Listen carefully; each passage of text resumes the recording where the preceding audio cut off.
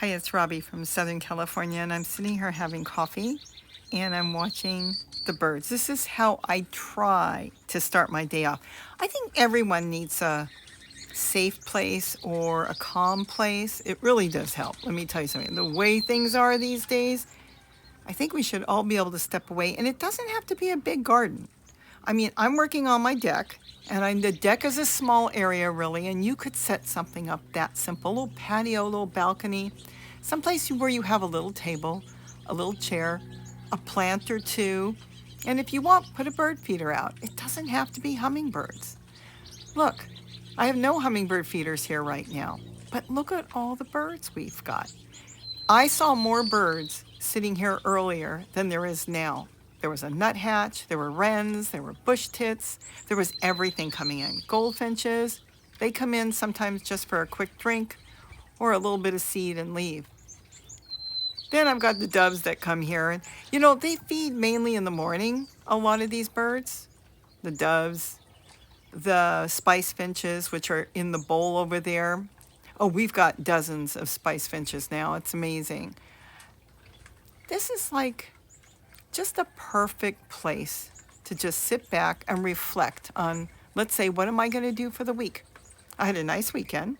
A surprise was my daughter and my son-in-law, and my granddaughter came over with a friend, and my son-in-law made a wonderful lunch. Look at the spice finches. Is that not too cute?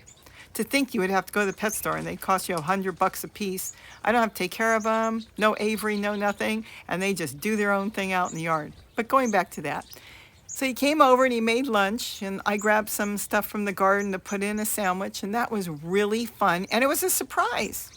Didn't even know they were going to do that.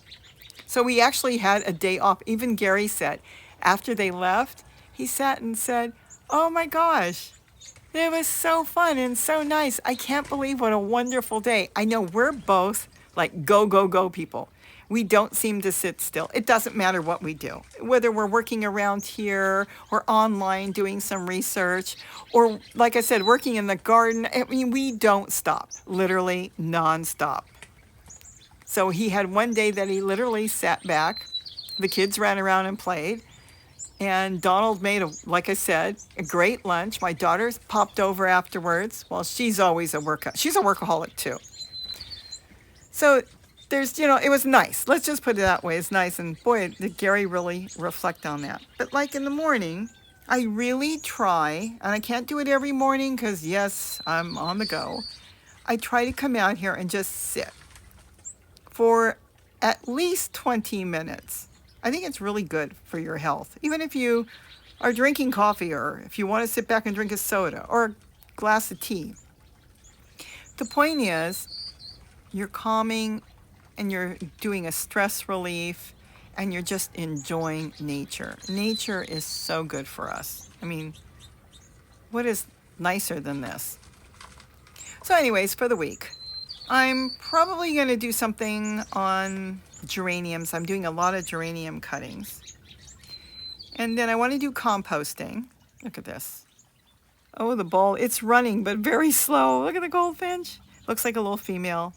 Isn't that cute? And there's the geranium in the front. I need to talk more about geraniums because so many of you had questions on it. And I didn't realize, so many people didn't realize how easy it is to grow them, especially in Southern California. Really anywhere. But, other places you need extra care. Here, they're a weed. We'll talk about that maybe this week. And then, like I said, I'm going to set up some different compost types of systems for the winter. Now, I'm not going to grow in them. I say that, and then I put something in there and grow in them. But I'll try to do that. And then I've got a super Halloween video coming out. My daughter, I told her about it, and she goes, "Why would you put that up? Nobody's going to want to see that." Well, if they don't want to see it, they don't have to watch it. But I've got a fun Halloween video coming out. And then Gary's working on a video. Yay!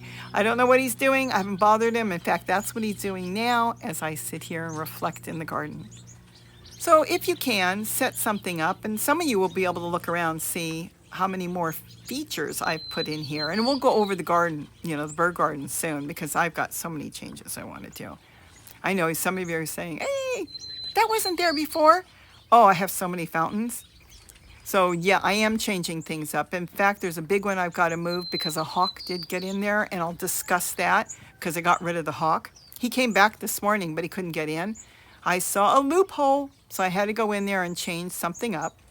And that's why I'm going to set up another feeder that will be 100% hawk proof.